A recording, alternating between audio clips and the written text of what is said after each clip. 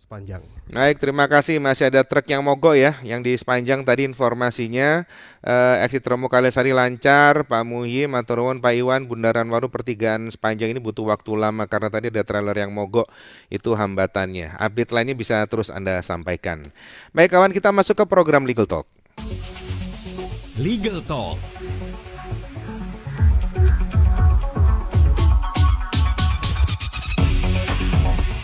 Malam ini kita bicarakan soal kompensasi tanah yang dipakai untuk kepentingan umum, ya.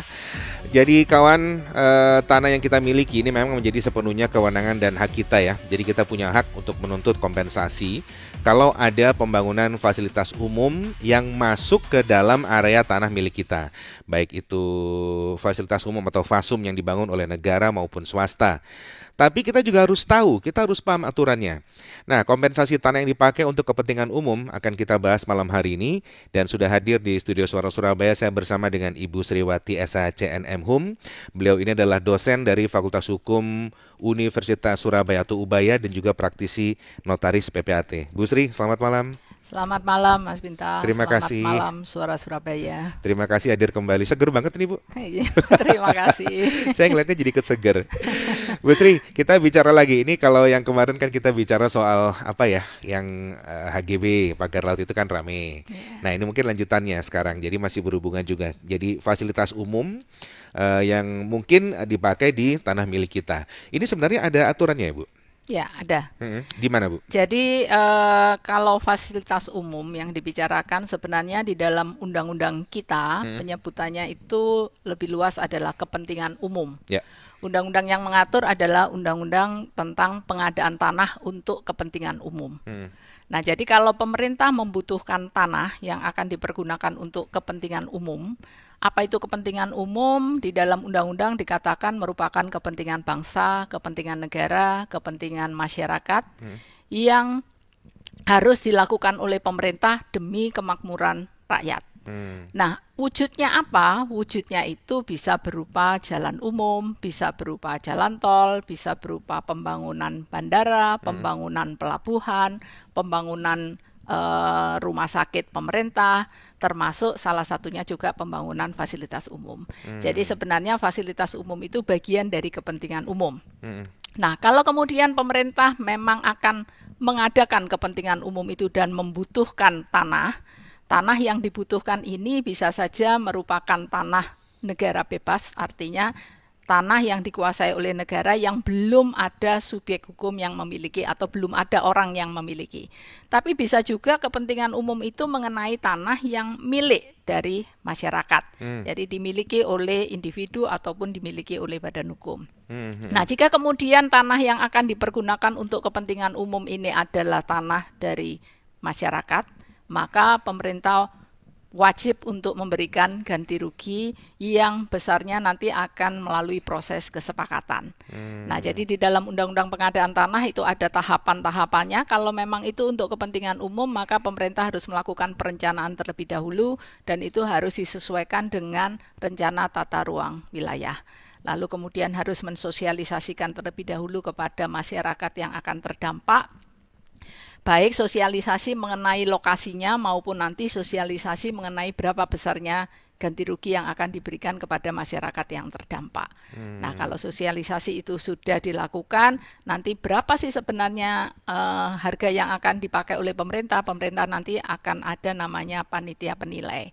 Nah, tim penilai inilah yang akan nanti menentukan berapa besarnya ganti rugi. Iya, Begitu, iya. Mas. Diatur di mana itu Bu kalau aturannya? Di dalam Undang-Undang Nomor 2 Tahun 2012 dan juga di dalam Undang-Undang Cipta Kerja Nomor 6 Tahun 2023. Ciptaker ya. Ya, Cipta Kerja yang terbaru. Iya, ya 2023.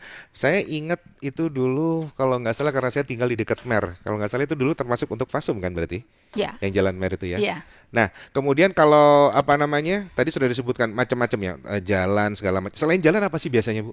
Kalau fasilitas umum Selain itu? jalan, bisa tadi rumah sakit pemerintah, Oke. kemudian bisa juga bandara, Oh bisa iya. juga pelabuhan, bisa juga untuk listrik, Oh, listrik masuk ya. bisa. Jadi yang dimaksud untuk kepentingan umum semuanya ini haruslah yang menyelenggarakan adalah pemerintah. Oke. Itu bedanya dengan kadang-kadang kita di perumahan ada fasum gitu kan ya. Ya. Developer membangun rumah lalu di dalamnya ada fasum, itu bukan kepentingan umum yang dimaksud di situ. Oke. Yang dimaksud dalam undang-undang ini kepentingan umum adalah khusus jika yang membutuhkan adalah pemerintah. Pemerintah. Listrik itu berarti apa biasanya? Kalau yang tegangan tinggi yang kayak sutet itu ya? Ya, Oh, kalau cuma tiang satu gitu enggak, berarti nggak masuk? Atau masuk juga itu termasuk? Yang maksudnya kan biasanya kalau tiang ini kan untuk mungkin semua Pak, semua masuk untuk ya? kepentingan listrik itu adalah termasuk kepentingan umum. Oh, Jaringan listrik itu adalah kepentingan umum. oke, oke.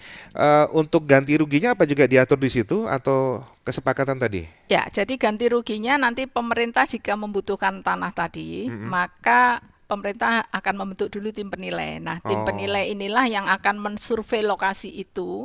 Untuk lokasi itu berapa selayaknya harga tanah berikut dengan yang ada di atasnya. Jadi yang diberi ganti rugi tidak hanya tanah. Kalau di atas bidang tanah kita itu ada bangunan, maka bangunan itu juga harus dinilai. Di atas bidang tanah kita ada tanaman, maka tanaman itu juga harus dinilai. Karena tanaman kadang-kadang kan juga punya nilai yang ya. lebih daripada bangunan. Jadi segala yang ada di situ harus ada nilainya. Hmm. Wajib diberikan nggak sih, Bu? Wajib, Wajib ya? wajib Pak. Nggak boleh kita nolak ya? Kalau menolak ada mekanismenya. Jadi Heeh. setelah misalnya nanti setelah sosialisasi lalu tim penilai sudah menetapkan berapa besarnya, kemudian sudah diajak berunding, ternyata misalnya oh sebagian besar sudah menerima, yang ini tidak, maka kemudian eh, akan disampaikan dulu kepada gubernur, gubernur kemudian akan meninjau kenapa ini menolak. Kalau misalnya gubernur tetap menyatakan, oh enggak ini memang sudah selayaknya, ini memang untuk kepentingan umum tidak bisa lagi digeser, maka uang kompensasi itu tetap diberikan kepada yang menerima, yang tidak menerima boleh mengajukan gugatan ke pengadilan negeri. Oh, berarti nanti akan melalui proses sidang lagi. Iya. Nah, kalau Oh, gugatannya misalnya masih tidak bisa menerima, prosesnya tidak melalui pengadilan tinggi tapi langsung kasasi. oh Itu gitu. ada mekanismenya di dalam Undang-Undang 2 2012. Jadi memang boleh kita menolak tapi dengan catatan ada apa ya beberapa mekanisme yang harus Ya, dilakukan. dan memang ada alasan yang layak gitu ya. Atau mungkin menolak karena jumlahnya masih belum sesuai. Bisa juga ya pengajuan lagi ya gitu ya. Bisa. Jadi kalau di dalam undang-undang sebenarnya mengenai jumlah itu tim penilai menetapkan bersifat final. Yang bisa dinegosiasikan adalah bentuk ganti ruginya. Tidak Oh, selalu bentuk ganti ruginya berupa uang. Kadang-kadang kita misalnya, loh saya sudah nyaman punya rumah di sini, kalau kemudian saya harus pindah, saya minta rumah di mana. Nah, oh, itu namanya minta lokasi pengganti. Jadi boleh memilih ganti ruginya atau dimusyawarahkan ganti ruginya baik berupa uang atau lokasi pengganti, atau kalau satu desa ya pemukiman pengganti atau kombinasi dua-duanya. Saya minta uang plus lokasi pengganti. Nah, itu yang dimusyawarahkan sampai mencapai kata sepakat tadi. ya ya ya, lebih paham, lebih paham. Ya. Baik Bu, nanti kita lanjut lagi ya Bu Sri. Ya. Kita jeda dulu sebentar. Kawan, silakan kalau Anda mau bergabung di program Legal Talk malam hari ini. Kita bicara soal kompensasi tanah yang dipakai untuk kepentingan umum. Anda bisa telepon ya, 03199 juta. Boleh juga WhatsApp kami di 0855 30 155. Kita kembali di program Legal Talk, kawan. Saya Bintang bersama dengan Ibu Sriwati, dosen Fakultas Hukum dari Ubaya. Kita bicara soal kompensasi tanah yang dipakai untuk kepentingan umum. Bu Sri, tadi di awal kita sudah bicara aturan hukumnya, kemudian ini dimuat di mana, besaran-besaran segala macam. Pernah nggak sih Bu ada kasus, maksudnya kompensasi ini tidak terbayar ke pemilik atau tidak diterima oleh pemilik? Kalau kasus yang sepanjang saya tahu tidak diterima oleh pemilik, tidak, Pak. Yang mungkin terjadi adalah kadang-kadang justru pemerintah tidak tahu hak atas tanah ini sesungguhnya miliknya Oh, siapa. punya siapa dicari? Ini Ya, siapa yang punya nih? Nggak ketahuan. kadang-kadang mereka mengatakan, ya ini milik saya, Ah, tetapi ternyata bukti kepemilikan yang mereka miliki itu belum bukti kepemilikan yang sesuai undang-undang. Di hmm, dalam ketentuan Undang-Undang Pokok Agraria kita, Undang-Undang Nomor 5 Tahun 60, kalau kita mengatakan punya sebidang hak atas tanah, maka buktinya adalah sertifikat. ya. Tetapi kita tahu masyarakat kita tidak semuanya punya tanah lalu punya sertifikat. Hmm, Kadang-kadang mereka cuma punya letter C, ya. atau kadang-kadang cuma punya surat jual beli desa, atau kadang-kadang itu adalah milik dari orang tua atau bahkan kakek nenek yang dia adalah ahli waris, tapi tidak punya bukti warisnya mana. Nah, di saat kemudian pemerintah membutuhkan tanah itu dan dia mengatakan, ah ini milik saya, tapi mereka tidak bisa membuktikan bahwa tanah ini benar-benar milik mereka. Nah itu kadang-kadang itu yang merupakan hambatan sehingga kadang-kadang yang tetangga sudah menerima dia belum. Nah belum ini karena apa? Karena pembuktian bahwa dia benar-benar pemiliknya itu belum ada. Oke, nanti kita bahas lagi tuh Bu. Ya, Menarik. Ke penelpon dulu ya Bu. Ada yang bergabung ini. ya. Suara Surabaya, halo. Halo malam Mas, Iya malam. Dengan siapa ini? dengan Pak Wahyu Mas. Pak Wahyu, silakan Pak. Mau tanya, nggak tahu ini menyimpang atau enggak ya. Iya ya. Misalkan tanah masjid Oke. kena proyek tol, itu Oke. nanti yang menerimanya itu siapa ya kira-kira? Padahal dulunya itu masih belum belum tersertifikasi atau di Badan Wakaf Nasional gitu. Itu kira-kira nanti kompensasinya itu diterima siapa? Apakah kepala desa ataukah pemilik tanah yang asli atau gimana itu Bu? Statusnya Udah sekarang sementara. tanah itu atas nama siapa Pak? Atau tanah wakaf? Eh, Kalau sekarang ini statusnya sudah ke sertifikat, Heeh. sertifikat wakaf Oh, sertifikat wakaf. gitu. Baik. Paham ya Bu? Ada Ya, yang mau ditanyakan? Heeh. ya. Baik. Ditunggu di radio Iya. ya Pak Wahyu. Oke, enggak ada pertanyaan lagi Mas Siap. Bintang? Baik. Nanti ditunggu di radio ya. Enggak ada. Ya. Oke, makasih. Yuk, matur nuwun. Silakan Bu Sri. Baik, jadi dari Pak Wahyu tadi menanyakan jika ada tanah masjid yang kemudian terkena proyek jalan tol, berarti terkena proyek untuk kepentingan umum, lalu ganti ruginya diberikan pada siapa. Ya. Nah, landasan utama siapa yang akan menerima ganti rugi adalah pemilik tanah. Nah, Oke. jadi kalau memang masjid itu adalah merupakan tanah wakaf, untuk wakaf itu kan ada pengurusnya, Mm-mm. ya. Yang kita kenal biasanya dengan nama natsir kalau nggak salah. Nah, sehingga dengan demikian kalau masjid itu memang merupakan tanah wakaf yang menerima ya pengurus dari wakaf itu. Tapi kalau misalnya lo masjidnya belum diwakafkan, nah harus ditelusuri kembali. Kalau belum diwakafkan berarti kan masih milik mungkin perorangan. Ya. Ya berarti harus kembali ditelusuri ini miliknya siapa. Oke. Ya, jadi intinya adalah kepada pemilik itulah yang akan menerima ganti ruginya. Berarti sesuai tadi kalau tanah wakaf yang tertera di situ namanya siapa saja misalnya itu Ya. ya. Itu yang akan menerima yang berhak ya. Iya. Oh, baik-baik seperti itu. Nah, Bu Sri, saya tertarik dengan tadi untuk penerima juga. Ini kan berarti ada syarat ya. Pemilik itu berhak menerima dengan syarat tadi sudah sertifikat. Sudah ada bukti Sudah kepemilikan ada berupa bukti kepemilikan. sertifikat. Ya. Oh, jadi yang itu yang mutlak harus kalau misalnya masih Kalau misalnya HGB masih petok loh, kalau HGB itu HGB juga tapi sudah sertifikat, Mas. tapi cuma biasanya yang namanya bukan belum tentu yang nempatin kadang-kadang ya. Masih nama PT atau nama apa gitu ya. Enggak. Jadi kalau kita berbicara tanah di Mm-mm. Indonesia, hak atas tanah itu ada bermacam-macam. Ada Mm-mm. yang hak milik, Mm-mm. ada yang hak guna bangunan, Mm-mm. atau hak pakai, Mm-mm. bahkan hak sewa. Mm. Nah, jadi semuanya ini ada sertifikatnya. Oke. Meskipun hak guna bangunan juga ada sertifikatnya. Mm. Kalau tanah itu hak milik, maka tidak mungkin dimiliki oleh PT. Ya, Karena yang boleh sudah punya jelas. tanah hak milik hanya orang. Ya, Tapi kalau hak guna bangunan, ya ada kemungkinan ya. milik PT, ada kemungkinan milik orang. Demikian seterusnya. Mm-mm. Nah, jadi yang berhak atas ganti rugi yang tadi saya katakan adalah harus dibuktikan dengan sertifikat.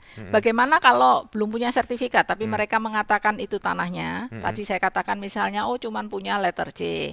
Maka itu masih merupakan bukti permulaan, tetapi bukan berarti lalu, oh kalau nggak ada sertifikat tidak mendapatkan sama sekali, nggak. Karena di sana nanti kan ada peran kepala desa. Ya. Nah, kepala desa nanti yang akan memberikan surat-surat kelengkapannya. Kalau memang misalnya masih letter C, apakah memang di buku desa juga sama namanya, memang masih nama orang tersebut. Maka nanti kepala desa akan membuatkan namanya riwayat tanah. Nah, dari situlah baru bisa kemudian diberikan kepada panitia pengadaan tanah untuk dia mendapatkan sejumlah ganti rugi. Oh. Tapi kalau ditelusurinya tidak bisa, misalnya tadi ternyata letter C-nya atas nama Pak A, tapi Pak A-nya ini sudah meninggal di tahun 40 misalnya ya. lama. Terus sekarang yang hadir Pak Ali yang mengatakan lah saya cucunya. Nah, tapi tidak ada bukti warisnya, tidak ada bukti-bukti lain. Nah, itu yang akan membuat terpending karena kan tidak dapat ditelusuri sesungguhnya ini milik siapa. Oh, baik. Berarti meskipun sertifikat tidak harus namanya sendiri, tapi bisa ditelusuri itu masih bisa diterima Bu ya? Kalau sertifikat harus namanya Pak. Jadi kalau Berarti sudah kalau bersertifikat nama A yang berhak menerima A. Kalau A oh meninggal, ya mana bukti keterangan warisnya, ahli warisnya yang berhak menerima. oh berarti kan kadang-kadang orang ini baru beli rumah nih. Ya. Misalnya Bu beli rumah, ya udah maksudnya surat-surat dipegang sebagai sertifikat tapi belum dibalik nama misalnya.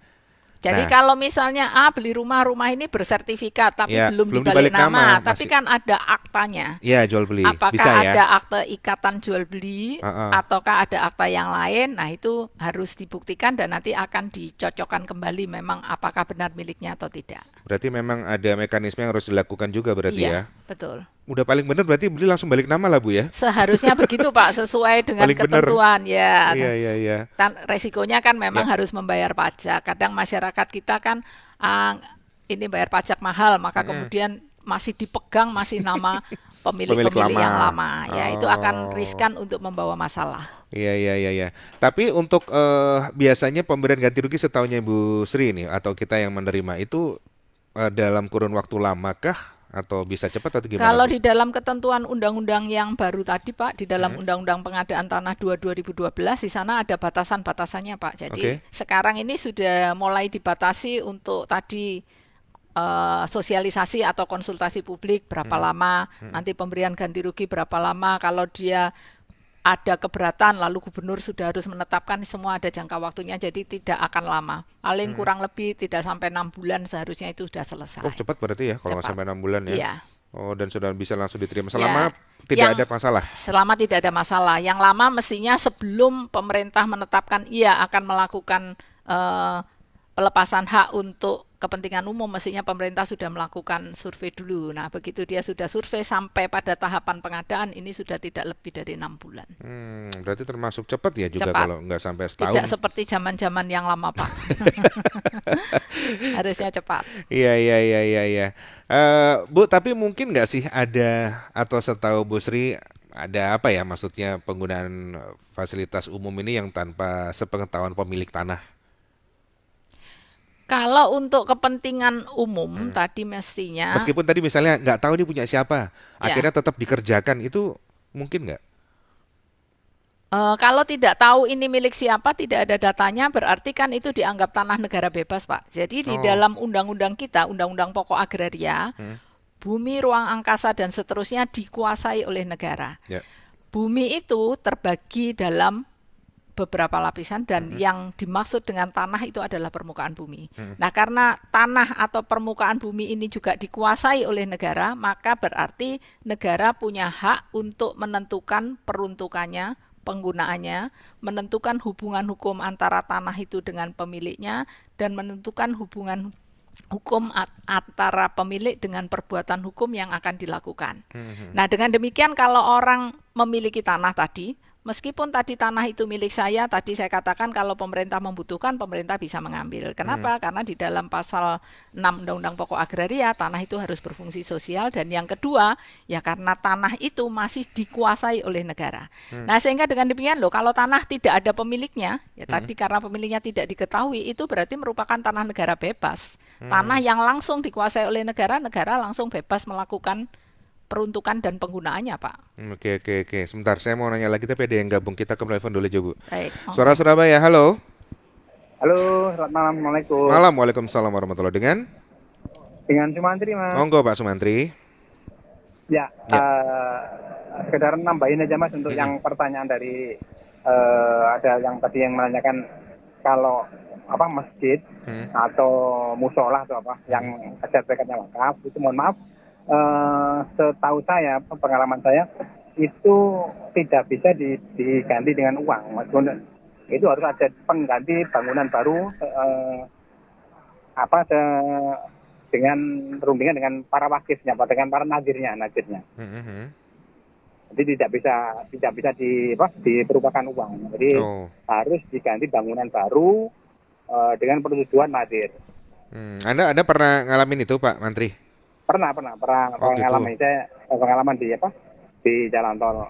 Oh, di Itu jalan ya, tol. nggak bisa dirupakan uang, Pak. Jadi bangunan ya, digantinya adalah Satu bangunan. bangunan pengganti yang Hmm, sesuai kesepakatan antara nazir hmm, dengan kita, dengan pihak yang membutuhkan. Yang membutuhkan siapa itu yang harus ada kesepakatan. Kapan itu Pak terakhir Anda ngalamin itu Pak? Waktu pembangunan jalan Gempol Pandaan sekitar tahun berapa ya itu? Gempol Pandaan 2017-18. 16. Sekitar gitu ya. Iya. Terakhir itu saya menangani masih di Gesing itu. Terus itu nggak bisa diuangkan. Harus ada pengganti itu diatur undang-undang wakaf, ada undang-undang wakaf nomor berapa saya lupa itu. Siap. Baik Pak Sumantri, terima kasih banyak ya Pak. Ya minyaknya ya. Oke, matur nuwun Pak Sumantri.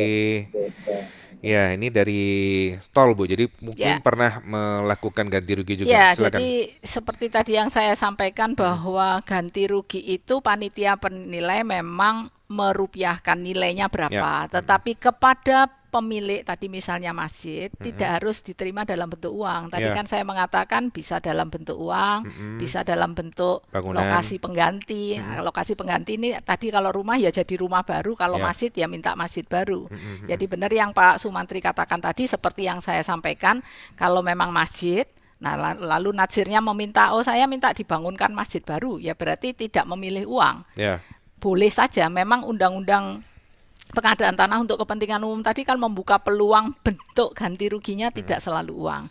Nah mungkin kalau masjid, mungkin Mas Bintang ingat masjid yang di HR Muhammad. Oh iya. Nah itu dulu kan pernah masjid itu di tengah jalan gitu ya, betul. Tengah jalan dalam jadi tanda kutip. Kita mesti kan? menggok dulu, tapi sekarang sudah masjidnya udah jadi bagus di belakangnya. Nah ya itu karena mungkin waktu itu kan harus membangunkan masjid baru, makanya jalannya jadi menggok dulu sampai masjidnya selesai. Nah sekarang selesai jalan HR sudah jadi lurus. Iya benar-benar saya ingat. Nah itu contohnya Mas bahwa memang bentuk ganti rugi itu tidak selalu dalam bentuk uang. Berarti tergantung kesepakatannya. Termasuk dimusyawarahkan juga nanti, maksudnya ini mau bangunan lokasi di mana itu juga bisa ya Bu ya? Bisa ya. Atau yang ditentukan ya pihak yang memberikan ganti rugi, jadi itu tetap musyawarah ya? Tetap musyawarah, mau masjidnya minta mundur di belakangnya atau pindah di tempat lain. Nah ini bisa dimusyawarahkan. Maka tidak selalu dalam bentuk uang. Cuman yang paling banyak biasanya selalu dalam bentuk uang.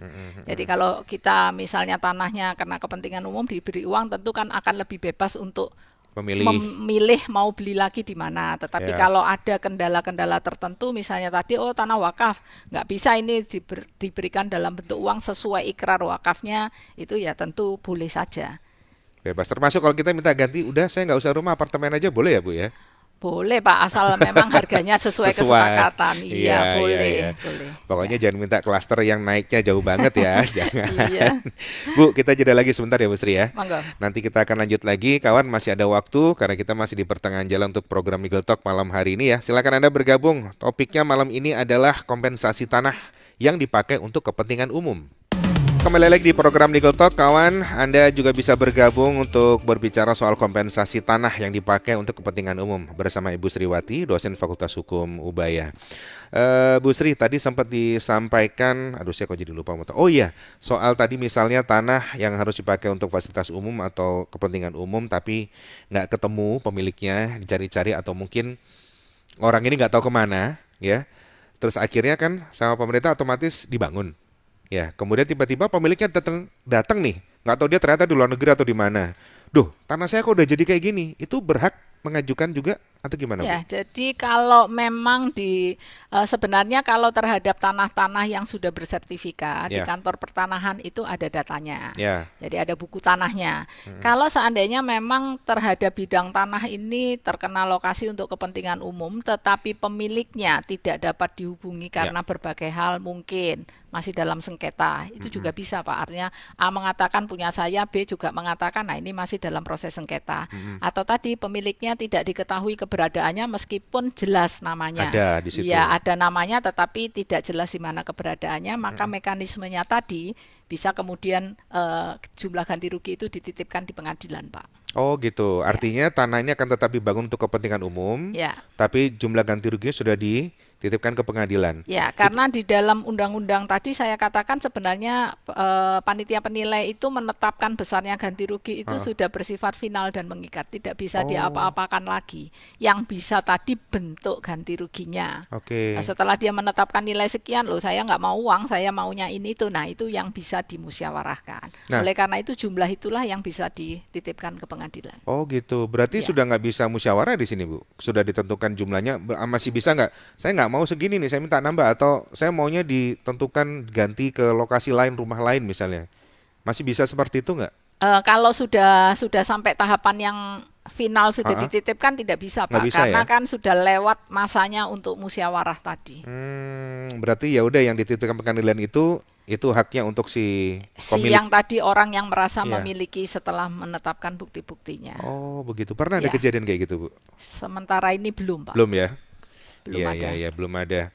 Tapi memang itu sudah dilakukan kalau misalnya terjadi case yang seperti ini. Ya, kalau terjadi case yang seperti itu sebenarnya undang-undang sudah mengatur, cuman sepanjang yang saya tahu belum sampai ada proses sampai seperti itu, artinya orangnya tidak ditemukan dan lain-lain, belum ada, Pak.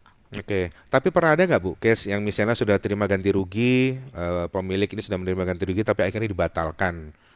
Gitu, itu bisa nggak sih dibatalkan pemberian ganti rugi itu? Tidak bisa, Pak, karena kan kalau ini untuk kepentingan umum berarti kan proyek itu mau tidak mau harus berjalan, Pak. Tidak mungkin lagi batal, karena kalau batal pastilah di awal tadi, ini mau dipakai untuk bandara misalnya, lalu ada pemilik yang mengatakan saya tidak mau, nah itu kan tadi ada mekanismenya banding dan seterusnya. Jadi kalau sebagian besar sudah, pasti pemerintah tetap melaksanakan itu karena itu pasti sudah sesuai dengan rencana tata ruang. Dan masyarakat begitu ini sudah ditetapkan lokasi ini adalah untuk kepentingan umum, dia juga tidak bisa mengalihkan pada pihak lain, Pak. Jadi kekhususan kalau kita berbicara tanah ini kan memang termasuk benda. Benda itu dapat kita miliki, tetapi tanah sebagai benda ini punya keistimewaan atau punya perlakuan hukum yang berbeda dengan benda-benda lain yang kita miliki. Maksud saya misalnya kita punya emas nih 1 ton, 2 ton, 3 ton, nah itu kan nilainya sangat besar. Tapi pemerintah tidak akan ikut campur tangan emas itu mau diapakan. Mau dirupakan bentuk kursi, meja, mau dijual, mau diberikan, pemerintah tidak akan ikut campur mengenai penggunaan emas itu ataupun kepada subjek hukum siapa mau dijual. Tetapi kalau kita berbicara tanah tidak demikian. Tanah meskipun milik kita, tanah ini milik kita rumah ini milik kita, tapi pemerintah menurut undang-undang tetap punya hak untuk mengatur peruntukannya. Misalnya apa? Saya punya sawah nih 5 hektar. Nah sekarang saya nggak mau jadi petani, saya maunya jadi developer aja, mau saya bangun apartemen. Maka tidak boleh lalu tiba-tiba ya sawahnya saya uruk jadi kering, saya bangun, nggak boleh. Kita harus minta izin dulu kepada pemerintah apakah memang peruntukan tanah di daerah ini boleh untuk rumah. Nah kan beda tadi kan. Loh ini kan tanah saya sendiri, mau saya tanemin lombok, mau saya jadikan rumah, kenapa kok pemerintah ikut campur? Nah karena undang-undang tadi mengatakan bahwa tanah meskipun kita miliki itu tetap dikuasai oleh negara. Demikian pula misalnya, saya punya tanah mau saya jual. Pemerintah akan menentukan tanahmu ini statusnya tanah apa, kepada siapa akan dijual. Kepada siapa itu dalam arti apakah warga negara Indonesia ataukah badan hukum, pemerintah akan menentukan, Pak. Jadi ada batasan-batasan untuk yang tanah begini. Misalnya tadi hak milik hanya boleh dijual kepada warga negara Indonesia. Kalau tanah hak miliknya berupa sawah hanya boleh dijual ke warga negara Indonesia yang bertempat tinggal satu kecamatan dengan letak tanah. Nah ini kan ketentuan khusus, Pak. Padahal tadi punya emas 1 ton yang nilainya lebih dari tanah 1 hektar ini nggak ditentukan mau dijual pada siapa. Nah demikian pula cara jualnya gimana? Pemerintah juga akan menentukan. Cara jualnya harus di hadapan PPAT, harus bayar pajak penjual, pajak pembeli dan seterusnya. Padahal tadi kalau jualan emas 1 ton nggak pakai surat apapun, nggak perlu ke notaris, boleh silahkan langsung ini emasnya bawa aja, mana uangnya. Nah itu Pak, jadi kekhususan itu yang harus kemudian diperhatikan kalau kita punya tanah. Nah itulah tadi yang menyebabkan perlakuan tanah ini memang cukup berbeda dengan benda-benda lain. Oke, artinya berarti pemberian ganti rugi ke pemilik ini tidak mungkin dibatalkan karena pemerintah tuh sebelumnya sudah melakukan survei, verifikasi segala macam ya. Sudah melakukan survei, verifikasi, dan karena memang pemerintah punya kewenangan itu, Pak. Jadi nggak mungkin pemberian ganti rugi ini bisa dibatalkan ya. Karena kan kalau maksudnya ya yang tidak berhak nggak mungkin diberikan kalau misalnya bermasalah ini. Iya. Ya kan? Iya. Oh, jadi nggak mungkin dibatalkan. Baik. Ini ada pertanyaan juga yang masuk di WhatsApp Bu Sri dari Pak Lukito. Bagaimana status legal standing? Kalau surat ijo gimana? Ini termasuk yang tadi ya, seperti yang beda Pak. Kalau surat ijo itu hanya ada di Surabaya, Pak. Ini kekhususan di kota-kota lain tidak ada. Betul. Nah, kalau surat ijo itu sebenarnya konsep hukumnya bahwa pemerintah Kota Surabaya itu memiliki tanah-tanah yang tadi di daerah tertentu, misalnya yang dekat dengan kita ini daerah Darmo Permai itu ya, di situ pemerintah Surabaya mengatakan pemerintah memiliki tanah itu. Kalau masyarakat kemudian membutuhkan tanah itu untuk dipakai sebagai rumah, maka mengajukan kepada pemerintah namanya untuk menggunakan tanah itu, lalu pemerintah akan menerbitkan surat izin penggunaan tanah yang diberi sampul hijau. Ada jangka waktunya biasanya. Nah, karena sampulnya hijau, lalu orang Surabaya mengatakan tanah saya ini surat hijau gitu, Pak. Nah, kalau kemudian terhadap tanah surat ijo ini mau dipakai untuk kepentingan umum bagaimana? Nah, tanahnya kan bukan milik dari pemilik ini tadi, Pak. Tanahnya adalah milik pemerintah Kota Surabaya. Pemiliknya punya apa? Punya bangunannya. Maka tadi saya mengatakan ganti ruginya itu tidak hanya untuk tanah, tetapi juga untuk bangunan, tanaman, dan seterusnya. Sehingga kalau punya surat ijo, ya yang akan diganti rugi hanya bangunan dan benda-benda lain yang ada di atasnya. Oh, tidak termasuk nilai tanahnya. Tidak termasuk nilai tanahnya, karena tanahnya bukan milik dari si pemegang surat ijo itu tadi. Karena tanahnya milik pemerintah kota. Iya. Jadi yang dinilai, tapi tetap berarti bangunannya ya yang dinilai nanti ya. Dapat ganti rugi kalau memang terhadap bidang itu terkena pengadaan tanah untuk kepentingan umum. Apakah sama juga Bu, bisa musyawarah pilih tempat? Prosesnya sama semua. Sama semua ya. Sama semua. Jadi hanya prosesnya panitianya sama semua, cuman jumlahnya berarti berbeda. Kepada dia tidak diikutkan jumlah untuk tanahnya.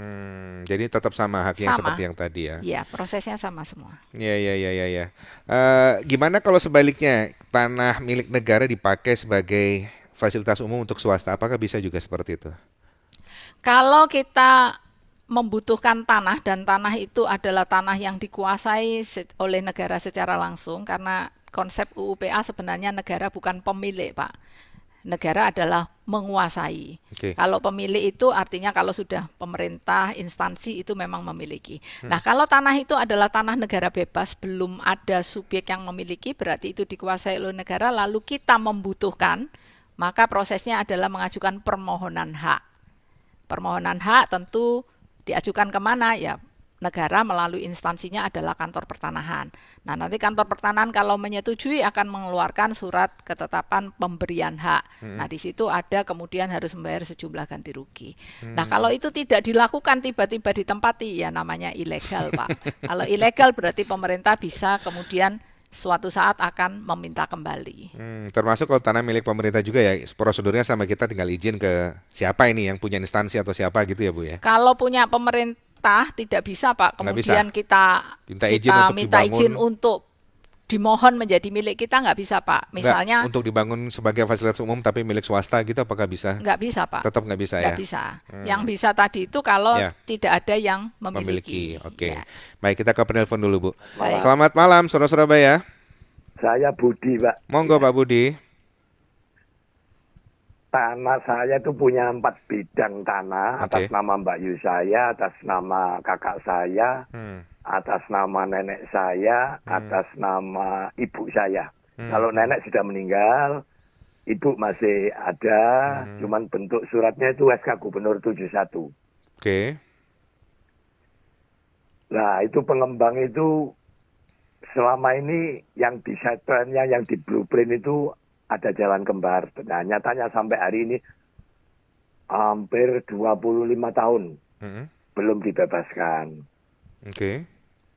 Yang saya tanyakan, kekuatan hukum kepemilikan surat tanah dari keluarga kami itu bentuknya SK Gubernur 71, satu itu.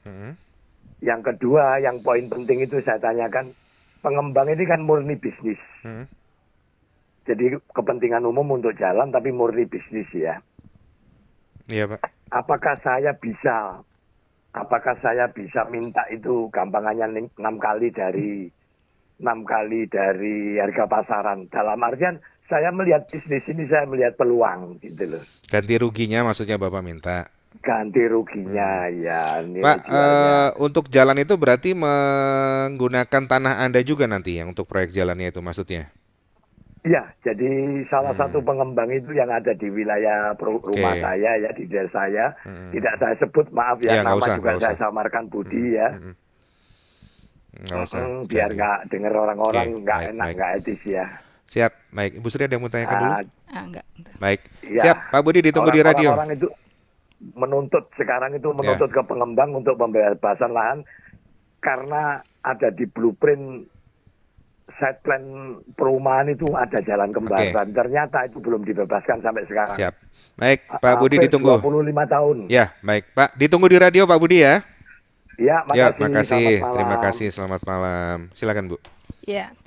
Kalau melihat pertanyaan Pak Budi tadi, maksudnya ini ada developer punya set plan besar, tetapi sesungguhnya dari set plan itu belum seluruhnya dilaksanakan. Betul, ada jalan yang belum jadi Cuman, mungkin. Pak Budi melihatnya, tanahnya Pak Budi ini kalau di set plan-nya developer, kelak suatu saat akan jadi jalan.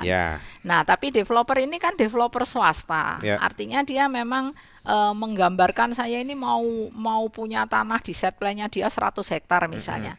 Tetapi kapan dia mau membeli tanah-tanah sampai 100 hektar tentu ya bergantung kesiapan dana dari developer. Karena ini kan murni swasta. Kalau murni swasta maka apakah pemilik mau menjual atau melepaskan tanahnya pada developer atau tidak sepenuhnya bergantung kata sepakat. Sehingga dengan demikian, loh apa boleh Bu saya minta 6 kali harga pasar, 10 kali harga pasar. Kalau developernya punya banyak duit dan mau ya monggo-monggo saja. Betul. Tapi kalau developernya, lah enggak saya enggak mau, nanti jalannya mau dibelokkan ke kiri, ke kanan dan seterusnya, itu sepenuhnya bergantung developer. Nah, mengenai SK Gubernur itu adalah memang untuk di Sidoarjo. Biasanya yang saya tahu SK Gubernur hanya ada di Sidoarjo, Surabaya nggak ada. Itu ada memang orang-orang yang memiliki tanah lalu cuma punya bukti SK Gubernur tahun 71. Yang mestinya itu juga kalau memang merasa bahwa SK Gubernur ini miliknya itu harus ditingkatkan menjadi sertifikat. Tapi kalau sampai sekarang masih memegang SK Gubernur ya bukan berarti kemudian tidak diakui kepemilikan hak atas tanahnya, karena biasanya meskipun SK Gubernur di buku desa itu akan tercatat, sehingga itu juga tidak mungkin lalu tiba-tiba saja tidak mendapatkan apa-apa, tapi prosesnya akan lebih panjang dan harganya tentunya biasanya akan lebih murah dalam tanda kutip dibandingkan dengan misalnya sebelahnya mempunyai sertifikat. Kenapa demikian? Karena nanti dari SK Gubernur menuju sertifikat milik developer itu membutuhkan tahapan yang panjang dan biaya yang banyak.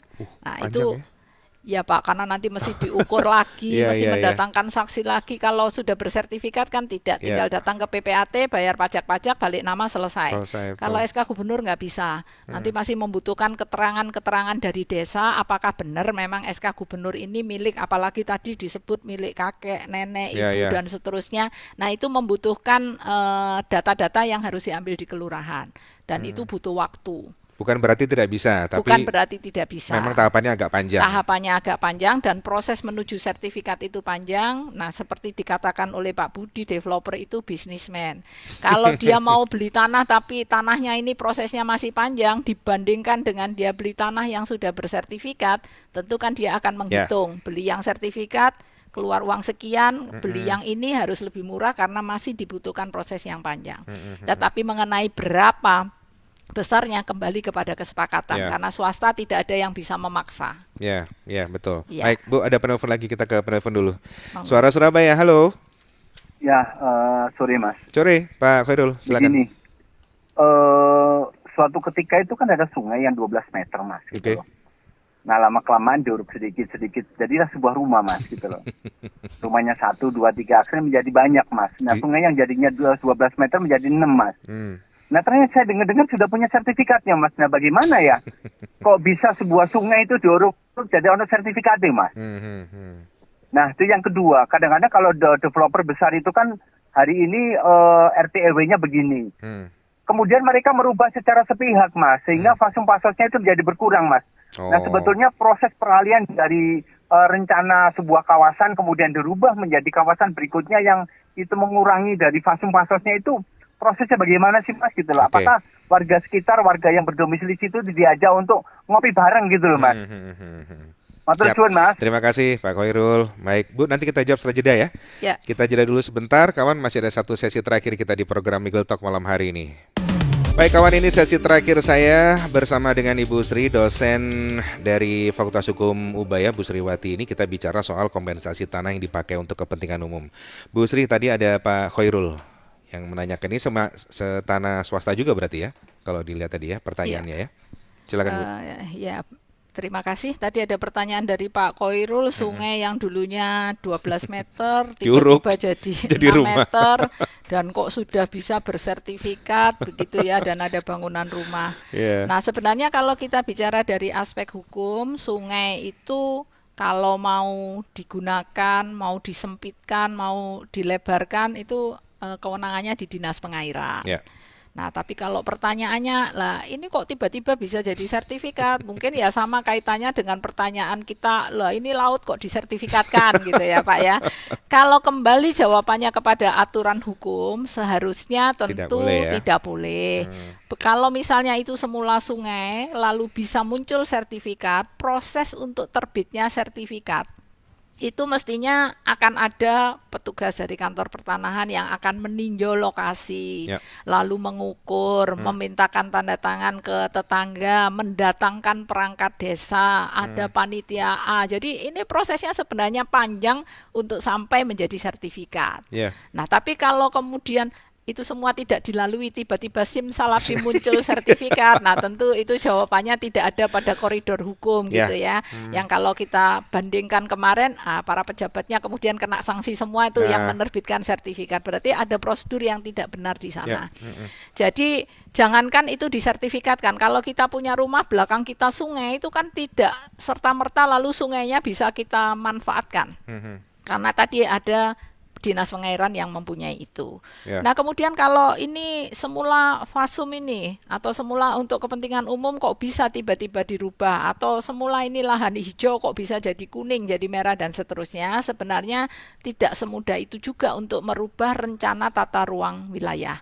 Jadi kalau misalnya semula wilayah ini adalah wilayah untuk lahan hijau, untuk dirubah menjadi lahan industri itu prosesnya panjang, karena di dalam rencana tata ruang wilayah itu pengajuannya mulai dari pusat kemudian turun ke daerah dan seterusnya.